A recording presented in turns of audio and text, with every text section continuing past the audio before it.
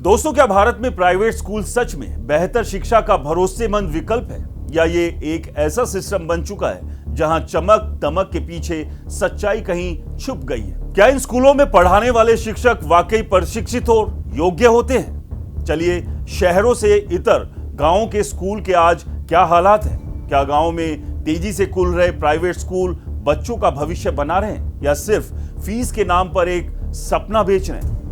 दोस्तों, जो शिक्षक यानी टीचर हमारे बच्चों को पढ़ाते हैं, उनका खुद का जीवन आज कैसा है? उनका आज वेतन कितना है? और जो है, क्या वो न्याय संगत है? दोस्तों, आज हम इस पूरी व्यवस्था की परत दर परत सच्चाई को आपके सामने रखेंगे। नमस्कार, मैं राज के वर्मा और आप देख रहे हैं राष्ट्र टीवी का special segment behind the news. दोस्तों, अगर हम पिछले 15 से 20 सालों की तस्वीर देखें तो भारत में शिक्षा का नक्शा धीरे धीरे बदलता गया। कभी जहां सरकारी स्कूल ही आम लोगों की पहली पसंद हुआ करते थे, वहीं आज प्राइवेट स्कूलों की और रुझान लगातार बढ़ता गया। Annual status of education report की रिपोर्ट्स बताती है कि 2006 के आसपास ग्रामीण भारत में करीब 18 से 20% बच्चे प्राइवेट स्कूलों में पढ़ते थे। लेकिन जैसे जैसे साल बीतते गए, यह आंकड़ा लगातार बढ़ता गया। 2014 तक ये लगभग 30% के करीब पहुंच गया और 2018-19 आते आते 35% से ऊपर चला गया।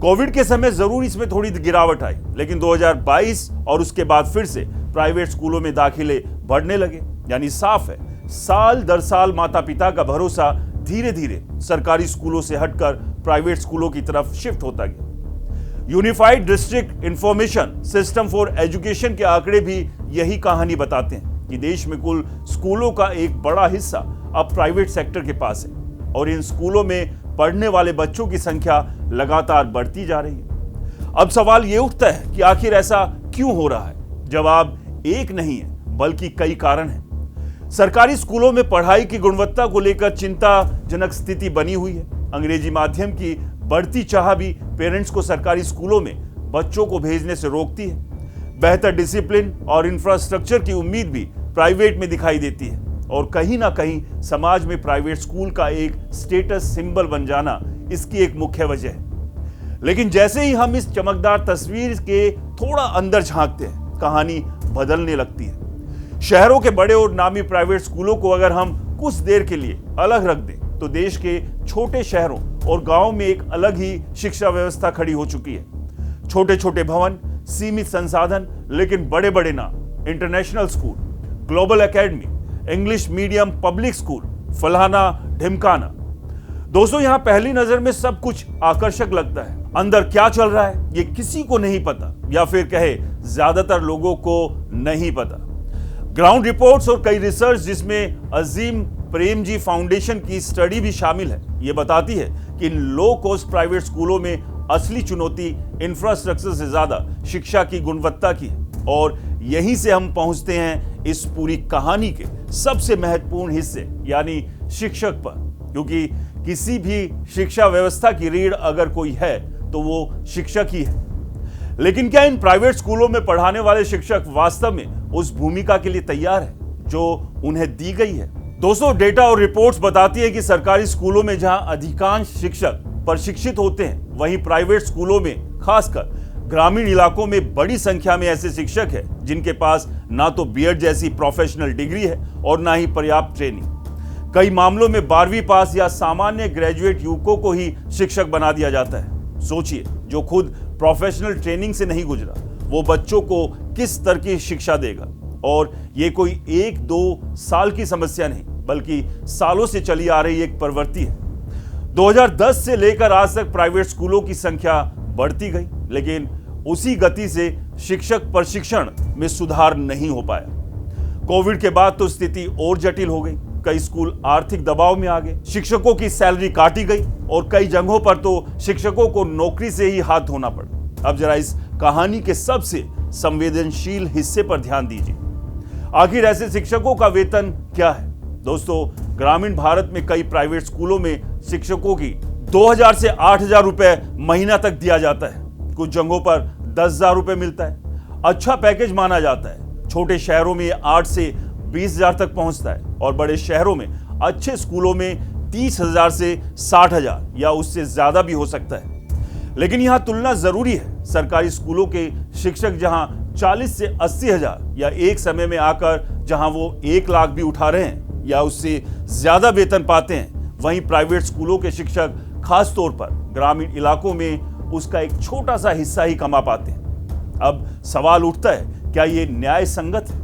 एक ऐसा व्यक्ति जो बच्चों का भविष्य गढ़ रहा हो, जो अगली पीढ़ी को तैयार कर रहा हो, क्या उसे इतना कम वेतन मिलना चाहिए? मतलब जो 2,000 5,000 वाले शिक्षक हैं, जो आपके बच्चों की जिंदगी गढ़ रहे हैं, क्या वो एक कुम्हार जो मिट्टी के बर्तन गढ़ता है उससे भी गए गुजरे हैं? और इसका असर क्या होता है? कम वेतन का मतलब है असुरक्षा, असंतोष और अस्थिरता। शिक्षक लंबे समय तक एक ही स्कूल में नहीं टिकते, बार बार बदलाव होता है, पढ़ाई की निरंतरता टूटती है और सबसे बड़ा नुकसान होता है इन बच्चों का। कई शिक्षक मजबूरी में ट्यूशन या दूसरी नौकरी करते हैं, जिससे उनका फोकस बढ़ जाता है। यानी एक तरफ माता पिता फीस देकर बेहतर शिक्षा की उम्मीद करते हैं और दूसरी तरफ सिस्टम उन्हें गुणवत्ता दे ही नहीं पाता। धीरे धीरे ये पूरा सिस्टम एक ऐसे चक्र में फंस जाता है जहां सब कुछ चलता तो है लेकिन सही तरीके से नहीं। और यही इस कहानी की सबसे बड़ी सच्चाई है। ये सिर्फ प्राइवेट स्कूल बनाम सरकारी स्कूल की बहस नहीं है, ये उस सोच की बात है जहां हम इंग्लिश मीडियम और स्कूल के नाम को असली शिक्षा से ज्यादा महत्व देने लगे। जब तक नियम सख्त नहीं होंगे, जब तक शिक्षकों की न्यूनतम योग्यता और वेतन तय नहीं होगा और जब तक माता पिता सिर्फ नाम देखकर फैसले लेते रहेंगे, तब तक ये स्थिति बदलना मुश्किल है। लेकिन अब दूसरी तस्वीर भी है, क्योंकि सच ये है कि भारत की शिक्षा व्यवस्था का सबसे बड़ा बोझ आज भी सरकारी स्कूल ही उठा रहे हैं, खासकर उत्तर प्रदेश, बिहार, राजस्थान और हरियाणा जैसे राज्यों में। और जब हम इन राज्यों की जमीनी हकीकत को जोड़कर देखते हैं तो एक ऐसी तस्वीर सामने आती है जो कई गंभीर सवाल खड़े करती है। एक तरफ माता पिता प्राइवेट स्कूलों की तरफ भाग रहे हैं और दूसरी तरफ सरकारी स्कूल के आज हालात क्या है, जहां करोड़ों बच्चे पढ़ते हैं, खुद बुनियादी चुनौतियों से जूझ रहे हैं। अगर सबसे पहले उत्तर प्रदेश की बात करें तो ये देश का सबसे बड़ा स्कूल नेटवर्क है। यहाँ स्कूल भी सबसे ज्यादा है और बच्चे भी, लेकिन यही ज्यादा लर्निंग आउटकम यानी पढ़ाई के स्तर को लेकर सबसे ज्यादा चर्चा में रहता है। कई रिपोर्ट्स और सर्वे बताते हैं कि बड़ी संख्या में बच्चे अपनी कक्षा के स्तर के हिसाब से पढ़ और लिख नहीं पा रहे। यानी स्कूल मौजूद है, शिक्षक भी है, लेकिन सीखने का स्तर उम्मीद से काफी नीचे। अब अगर बिहार की तरफ बढ़े तो यहाँ समस्या और जटिल हो जाती है। यहाँ लंबे समय से शिक्षकों की कमी रही है, संसाधनों की कमी रही है और सिस्टम की अनियमितता एक साथ देखने को मिलती है। कई स्कूलों में आज भी पर्याप्त क्लासरूम नहीं है। कई जगहों पर एक ही शिक्षक कई कक्षाओं को संभाल रहा है और सबसे बड़ी चिंता यह है कि यहाँ ड्रॉप आउट रेट काफी ज्यादा है। यानी बच्चे स्कूल में दाखिला तो लेते हैं लेकिन आगे की पढ़ाई जारी नहीं रख पाते। वहीं राजस्थान के हालात और डरावने हैं। यहाँ हाल के सालों में सरकारी स्कूलों की इमारतें और बुनियादी सुविधाओं को लेकर कई बड़े सवाल उठे।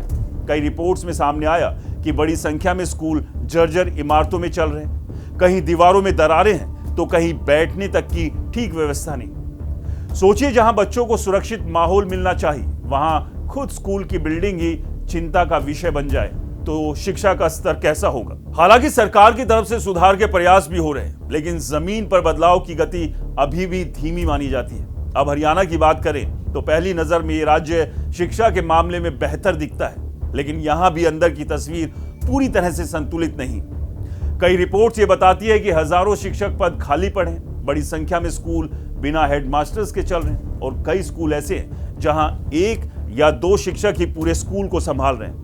यानी सिस्टम मौजूद है लेकिन उसमें जरूरी मानव संसाधनों की कमी साफ दिखाई देती है।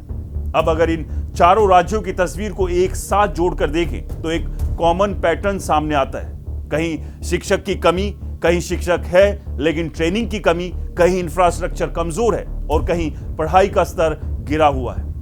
और सबसे बड़ी बात यह है कि समस्या स्कूल होने की नहीं बल्कि सीखने की है। पिछले कई सालों में नामांकन जरूर बढ़ा है, योजनाएं भी आई है, मिड डे मील से लेकर मुफ्त किताबों तक कई पहल हुई, लेकिन उसी गति से शिक्षा की गुणवत्ता में सुधार नहीं हो पाया। कोविड के बाद तो ये समस्या और गहरी हो गई, क्योंकि बच्चों की पढ़ाई में जो गैप आया वो आज भी पूरी तरह भर नहीं पाया। और यही वजह है कि जब माता पिता इस स्थिति को देखते हैं तो वो मजबूरी में प्राइवेट स्कूलों की ओर रुख करते हैं। लेकिन सवाल यह है कि क्या ये समाधान है या सिर्फ एक अस्थायी रास्ता? क्योंकि अगर सरकारी स्कूल कमजोर होते हैं तो शिक्षा व्यवस्था दो हिस्सों में बढ़ जाएगी। एक उन लोगों के लिए जो प्राइवेट स्कूल का खर्च उठा सकते हैं और दूसरा उन लोगों के लिए जो मजबूरी में सरकारी सिस्टम पर निर्भर रहेंगे। और अगर ऐसा हुआ तो ये सिर्फ शिक्षा का नहीं बल्कि सामाजिक असमानता का भी बड़ा संकट बन सकता है। आखिर में बस यही समझना जरूरी है कि सरकारी स्कूल कोई विकल्प नहीं बल्कि देश की नींव है।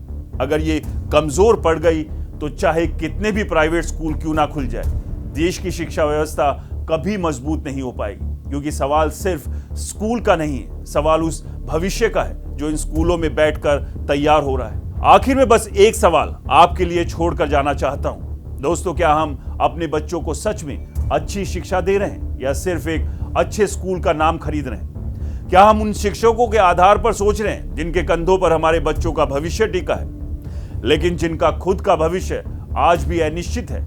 क्योंकि अगर शिक्षक मजबूत नहीं होगा तो शिक्षा मजबूत नहीं होगी, और अगर शिक्षा मजबूत नहीं होगी तो देश का भविष्य भी उतना ही कमजोर रह जाएगा। दोस्तों, सोचिएगा जरूर, क्योंकि ये सवाल सिर्फ एक स्कूल या एक गांव का नहीं है, ये हमारे पूरे भारत के आने वाले कल का सवाल है। अपना विचार जरूर साझा कीजिए। इस स्पेशल सेगमेंट में इतना ही, फिर मिलते हैं नए मुद्दे के साथ। नमस्कार।